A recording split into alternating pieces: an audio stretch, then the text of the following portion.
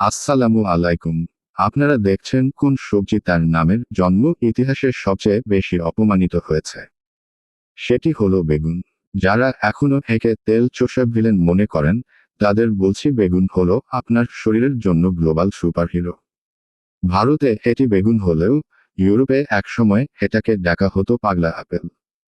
একটা সবজিকে পাগল বানানোর অপবাদ। ফ্রান্সে এটি অবার্জিন, আমেরিকায় এগপ্ল্যান্ট। কিন্তু জানেন কি? আরবিতে একে বলা হয় বায়দিনজানার, আভিধানিক অর্থ মৃত্যু দূরকারী ফলের কাছাকাছি। এই নামের বৈচিত্র্য প্রমাণ করে বেগুন ইতিহাসের সবচেয়ে বিভ্রান্তিকর অথচ ক্ষমতাশালী ট্রাভেলার।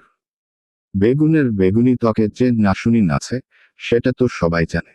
কিন্তু জানেন কি, এর মধ্যে থাকা স্কোপোলেটিন নামক যৌগটি আপনার শরীরে অতিরিক্ত আয়রন বা জং ধরা রোধ করে। অতিরিক্ত আয়রন কিন্তু হার্ট অ্যাটাকের ঝুঁকি বাড়ায়। এই স্কোপোলেটিন হলো আপনার শরীরের জং বিরোধী স্প্রে। এটি হার্টকে ডিটক্স রাখে। বেগুন খাওয়া মানে হার্টকে ফুল সার্ভিসিং করে রাখা। বেগুনের উৎস ডায়েটারি ফাইবার শুধু এলডিএল কোলেস্টেরল কমায় না, এটি আপনার পেটের ভেতরের খারাপ গ্যাংকে নিয়ন্ত্রণ করে। এই ফাইবার হলো পেটের ভেতরের ইকোসিস্টেমের ফুড ডেলিভারি বয়, যা উপকারী গাট মাইক্রোবায়োটাকে খাবার পৌঁছে দেয়।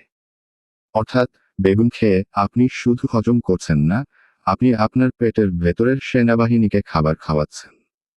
বেগুনে যে HOH যৌগ পাওয়া যায়, সেটা নিয়ে বিশ্বজুড়ে ক্যান্সার গবেষণা চলছে। বিশেষত ত্বকের ক্যান্সারের কোষের বিরুদ্ধে এর ভূমিকা অত্যন্ত গুরুত্বপূর্ণ।